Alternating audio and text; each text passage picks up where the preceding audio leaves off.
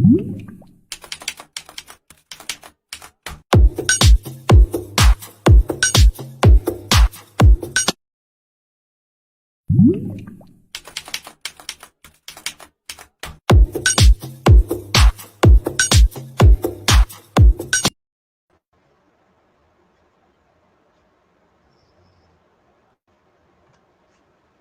think we are live now. Hello, everyone. Greetings. This is Burair Ali Hussain from the show that is Brainstorming with Burair. Brainstorming with Burair, as you know, it's a platform where I invite different people from all around the world. And today we have an amazing guest. Let us understand and let us know who he is and what he is doing. So I welcome my guest. How are you? Hi, Burair. I'm well. How about yourself? Thank you for coming to my show. And let me tell you, you should introduce yourself because you have done an amazing thing. I've seen that you are working through uh, to bring peace and harmony in this world. So, can you introduce yourself in a brief way so we can understand about you? Absolutely. Thank you so much for having me on your show, my friend. I'm Guillaume McMartin. I'm from Canada. I'm a French Canadian.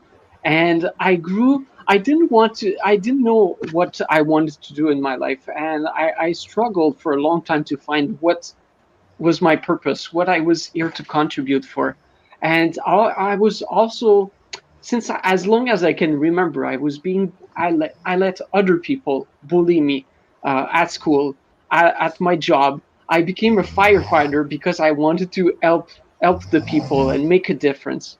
And after 8 years of being a firefighter, and being bullied at the station almost every day, I felt like it was not my place. I felt I was different. I felt I didn't belong, and I felt like I preferred reading books than talking about hockey and like sports and construction. So I I let others push me around to a point where I lost all the confidence I had in myself, and to a point where I wanted to give up on my life. And I had to make a decision. Either I give up or I go out there, I change my life, I find my purpose, and I make a difference in this world. And hopefully that's the option I chose. I went on a journey. I went to law school to study the law so I could defend people.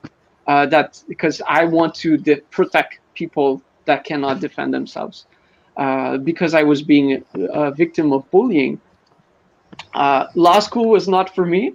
But during law school, I took one class about business, about entrepreneurship, and I realized that I wanted to be a social entrepreneur. That's the way I could make a difference in this world.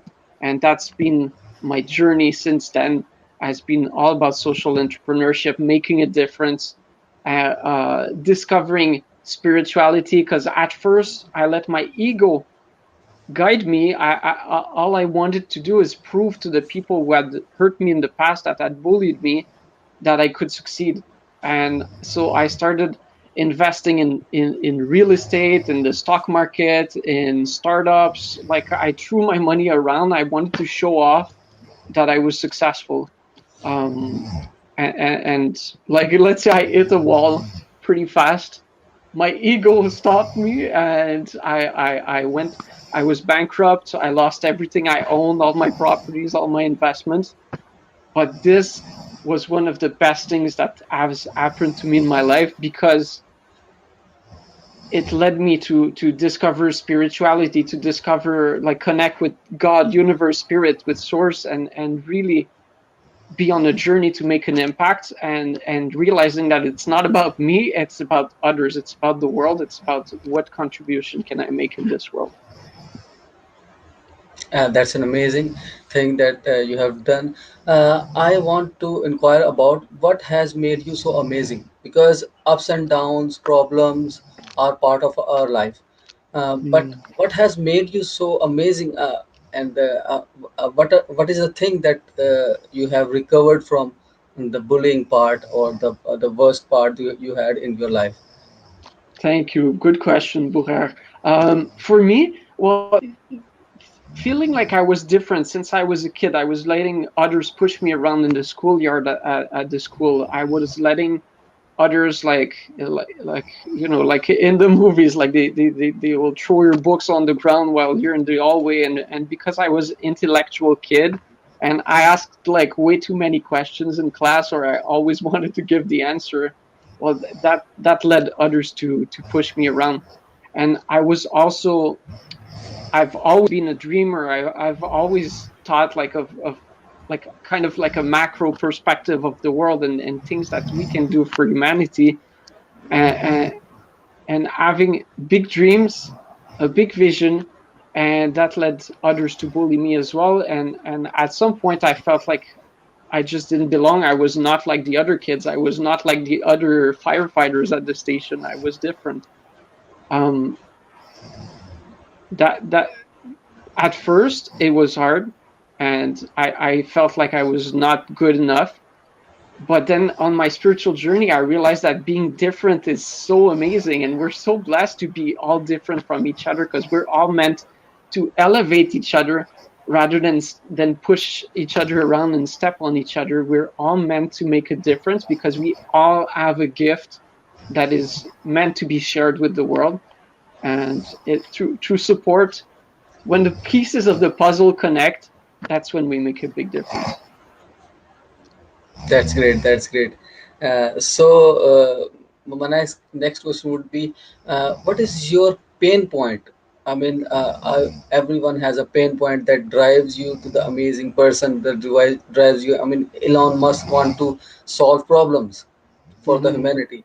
So, what is your pain point that moves you towards an ordinary person to a person who loves humanity, who loves harmony, who loves peace? Thank you, my friend. That's a great question, because everybody has a pain point and everybody has a cause in their heart that is so important, that gets you up every morning, that makes you want to make a difference. I'm just getting the shivers right now because I'm feeling this question. Uh, my pain point for me is when I see others being pushed around, when I see other people being bullied, when I see and for me, through my spiritual connection, I felt like I really connected to not only people but also to the planet, to all living things. And when I see people not respecting each other, when I see people hurting somebody else, hurting the environment, hurting the animals, or the planet, it really hurts my heart. um, and that is because of my journey of letting others push me around and treat me like I was a worse person than they are. Well, like today, when I see pollution, when I see violence, when I see bullying, when I see wars, it hurts my heart, and I do not understand why humans would do that to each other or the planet. And so this is what like gets me up every morning and want to make a difference, is because of this pain that I felt that I feel inside when I see this. Amazing, amazing. That's what consciousness is, and that's what awareness is, and that makes make you a amazing person. No doubt about that. So, what are your biggest failures, or can you elaborate any three of them that made your life so hard, other than bullying? I mean, bullying is one of the hardest part of your life, but can you elaborate any two others failures? Yes, yes, absolutely. um, so after I decided to end the bullying, that I was not going to let others bully me again, um, like things started shifting, and when I became an entrepreneur, like I wanted to show success, and this being letting my ego lead my life, and just like aiming for success, aiming for a lot of riches and showing off to other people was one of the worst mistakes I've made. But I'm also extremely grateful for that mistake, because it was important on my journey to get where I am today. um,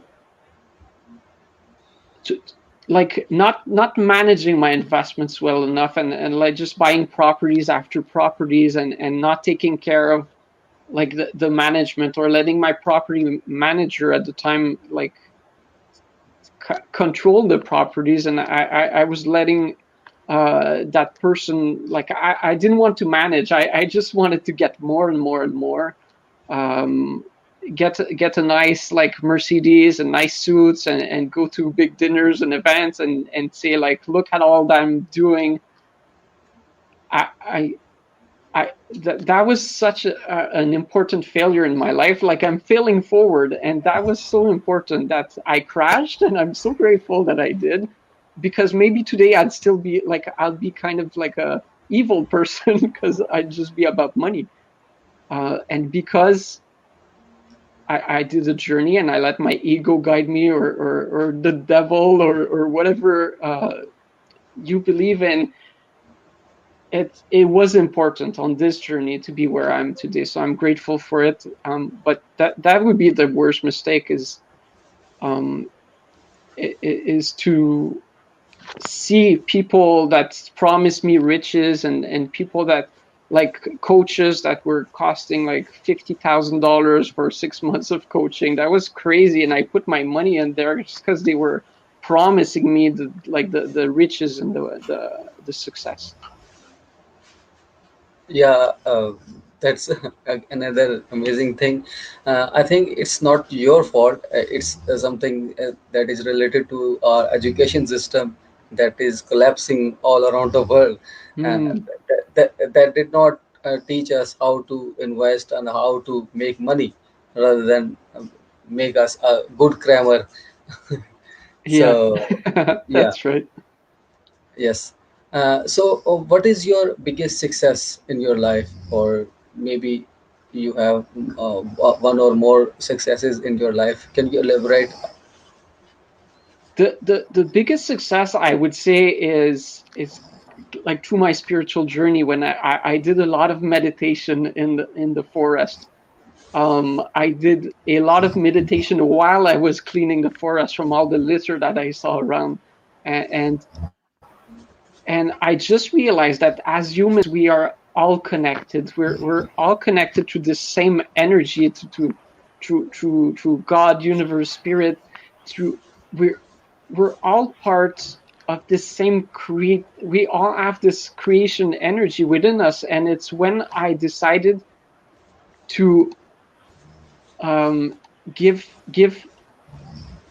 my life to God, to universe, to spirit, and be a servant rather than like thinking I was the CEO of my company, and doing it all by myself, and because I was smart I could do it. Is when I gave myself away to God, to universe, to spirit. That would be the most successful part of my journey, the most amazing thing that happened in my life. That's great. Before coming to the planet karma, can you define what karma is for you? Because everyone has a different definition for karma. Hmm. For me, karma, I'm quite a positive person. So for me, karma is like, I just see good karma. But I really feel that when we do good things come back to us. And it's like, when we are positive, we attract positivity. And it might be related to the law of attraction, but and this is powerful love energy that we put out there in the universe will always come back to us, and we're all part of the same love energy, and it's revolving around us. It's infinite, and it's abundant. It's for everybody, and for me, that's what is karma, is the loving energy and the positive energy that goes back and forth through us, um, and to meant to be shared with the people around us. Yeah, that's an amazing answer. So, you work with Planet Karma, or is it your idea? What is that? Please explain. Um, it is not my idea. It is. I believe it's an idea that I add through meditation, to by being meditating in the forest. And so you can see that this idea came from infinite intelligence, or God, or the universe. Uh, and I think it's coming from all the people that have been on my journey, that have helped me, and that we've brainstormed together, that we've collaborated. And like, even the name I found from writing my values on the whiteboard, and I looked at it with my wife, and Planet Karma came out, and it felt like this was meant to be. That's great. So, what did you do through Planet Karma? So through Planet Karma, it's quite a large organization, because it's like, it started from cleaning the forest once last summer, and it became a movement quite fast. So Planet Karma is a movement to bring humanity together, to collaborate, to help each other, to live in peace and harmony with each other. Because I think we're all equal on this planet, all humans, all life, and everybody is meant to be treated as an equal, and everybody has a chance to collaborate, and everybody has value. We're all the same. Like, if we're 7.7 billion humans on this planet, we're 7.7 billion piece of a puzzle as well, and we're all the same size, and each of us has something to bring of value. So Planet Karma is to represent that we feel our values, and bring harmony to humanity. I saw one picture last year, that a guy was on the beach, and there's a bunch of trash and litter around him, and it says, it's not my trash, but it's my planet. And then on the other picture, he's collected all the trash. And that one picture inspired me to do it as well. And I did it once. I was hooked immediately. I wanted to do it again, because it felt so good in my heart. A guy was playing tennis next to the trash at the park. He saw me, and he said, "This is really inspiring what you're doing. I want to do it as well." So I decided to record a video to document what I was doing, because I thought I could inspire other people to do the same. And it started. It worked. We have friends in China, in the UK, in Germany, in Russia, in the USA, like all over the world, just because they saw one video that I made, were inspired to do it as well. So that's how the Planet Karma movement grew, and that's how we want to produce more and more quality video content, to show people that when we do good, good things come back to us. And when we do good, we feel so good that we want to do it again. Amazing, amazing. So, internet and all the cloud economy is a blessing in disguise for us. Yes.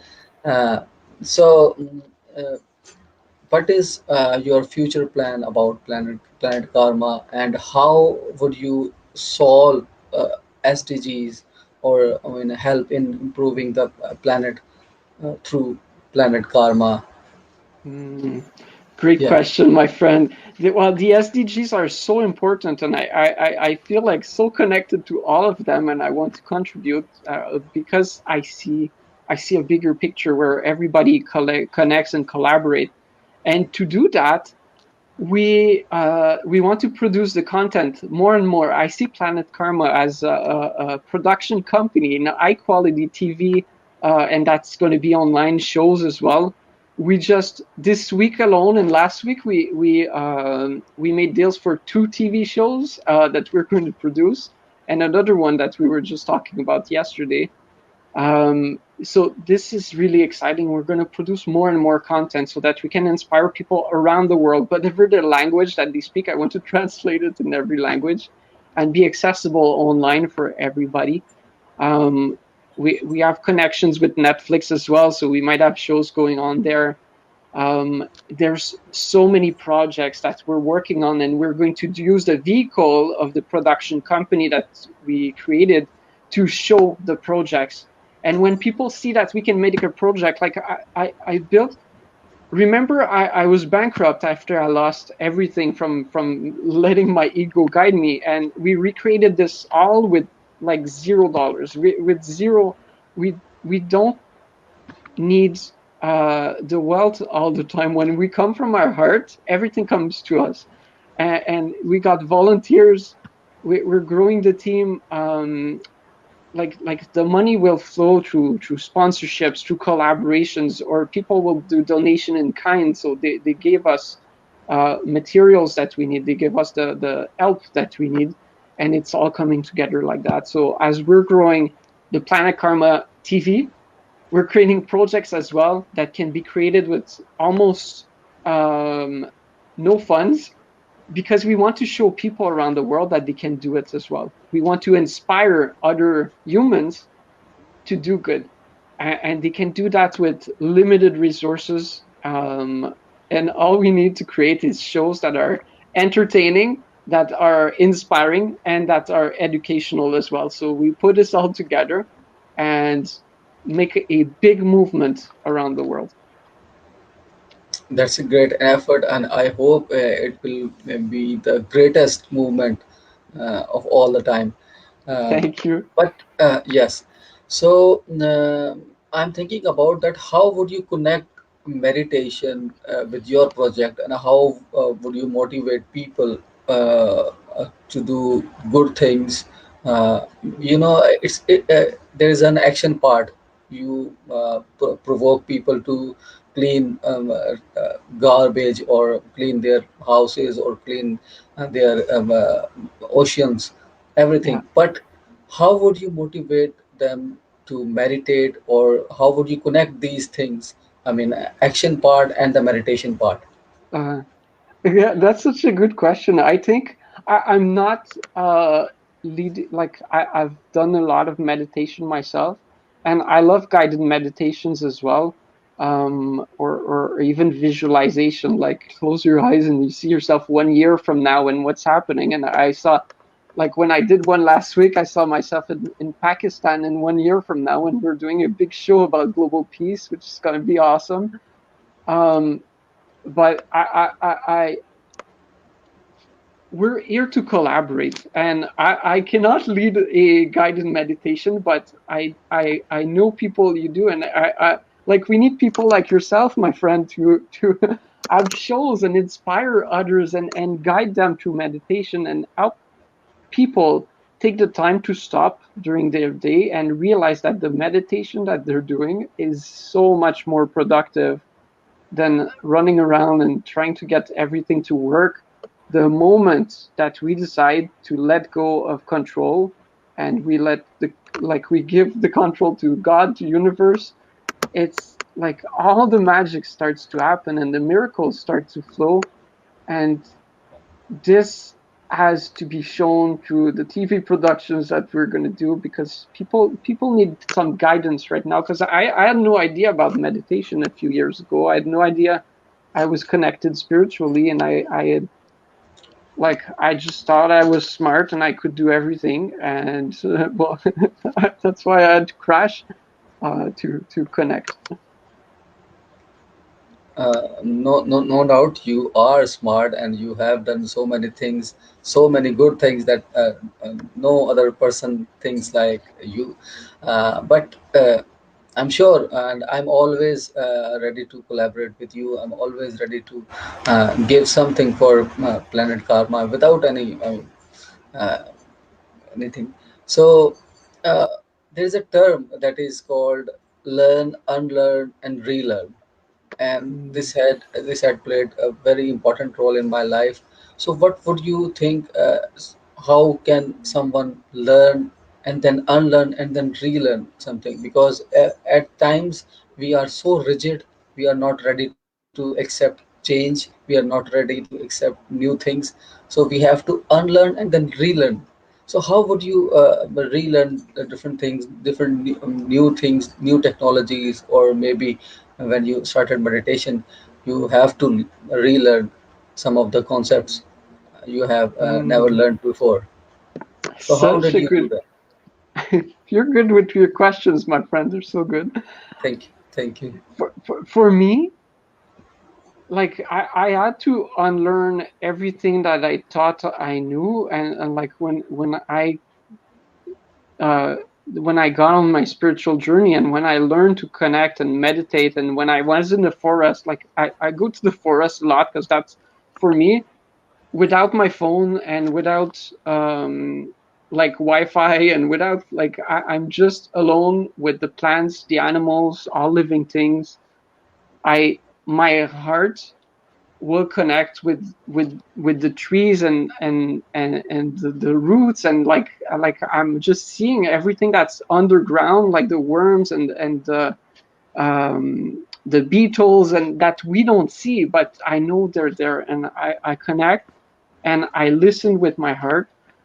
And that was such a great unlearning experience for me, because I just thought, like, okay, I'm good in school and I can answer like all the questions from the teacher, um and but that's just like, that's book knowledge. And I realize, and I see you have so many books behind you on the shelf, my friend, which is amazing, and I love reading as well. And but sometimes, even if it's written, and you believe it's like it's a fact, we have to be open that we don't know much on this during this life, and that there's so much out there in the universe that we do not understand, and that I don't try to understand, because there's just too much to learn. And so unlearning to let the knowledge from the universe come to me was one of the best things I did, and just listen with my heart rather than listening with my head. It is when I got out of my head, um, and connect with my heart, is when I saw a lot of things differently, and it's like we can't really explain them to people who don't know, who are not connected spiritually, and but I get so much information all the time through just listening with my heart. That's an amazing thing, and it reminds me one of the quote from Socrates, that he said that I know one thing, that is I know nothing. So yeah, you have to unlearn. You have to unlearn everything to relearn new concepts, new things Mm, in life. So have you? I mean, it's okay for me that you do not read much, and you prefer to be intuitive. You prefer to learn from observations. So have mhm. you gone through any article or a book or something that moved you so amazingly that you felt like that it's a revelation or something like that? Yes, yes. I have one actually that I read for the second time, um, just before winter last year. I went at the creek and I read the whole book in one sitting. And this book, uh, which is in French because I got it when I was a teenager. Yes, Actually, yeah, Alchemist. yeah, The Alchemist. It's so good. I realized, because this book was bought by my grandparents to my mom after she divorced with my dad, and they gave it to her. And I see they wrote her a message in there, and this is such a beautiful book. And I read it when I was 16 years old, and maybe I understood 2-3% of the book. Like, I thought it was a great story, and it was my favorite book that I had ever read. And it appeared on my night shelf, on my night table, just before winter, and it was there, and it just like asked me to read it again. And I did in one sitting at the creek. I was sitting on the rock in the middle of the creek, and like, it made me cry, it made me laugh, it made me like, I was so connected to God, to universe, to source, while I was reading it. I It's like, if you have not read this book before, my friends, like, you need to get it. You need to get it. There's so many. messages in there, and the more advanced you are on your spiritual journey, the more you will understand from that book. Yeah, I have read it. I have gone through this, and definitely it's an amazing book. And the author Paulo Coelho is also, I mean, he's an amazing person, and that summarizes. Mm. So, The, what Burair, would you know the intention I set after I read it this just before winter? I thought to myself, I want to produce the movie on that book, and I just put the intention out there because this has been so impactful in my life, and like a few months later we're starting producing shows, and like so it's happening, and I didn't have to do much, but I set the intention that I want to make a movie on that book, and it might be happening sooner than later. definitely I'll be waiting for that movie. So, what would you suggest to the audience? And although it's going live, people will watch after that, and it will be remain in on the internet, um, maybe after our lives. So, what would you suggest to people about anything, your life or their life or anything? mm. I would say get a bag, get a paper bag, get a plastic bag, get like all this wrapping that you get in your kitchen from meals, or just like you buy something and it's wrapped. Use the bag and go for a walk. If you live near a forest, well, you are really blessed, my friend, because it's going to make a difference. If you live in the desert, well, you can go connect with nature there, and wherever you are in the world, take the time to be alone with nature. And if you live in the middle of a big city, well, go to a park, find a place where it is calm.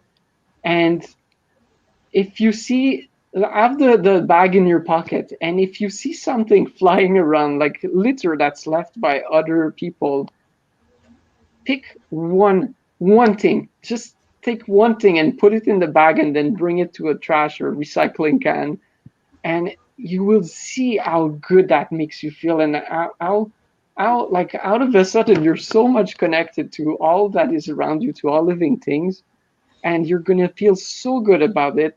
I can promise you, you will not want to stop. And all I see is that in 1 year from now, for Earth Day in 2022 on April, um, we can clean the entire planet together. If we bring enough humans to do it once, we will clean the planet, clean the oceans on the same day, and all nations will come together and work as one in peace to solve a problem that we have caused ourselves.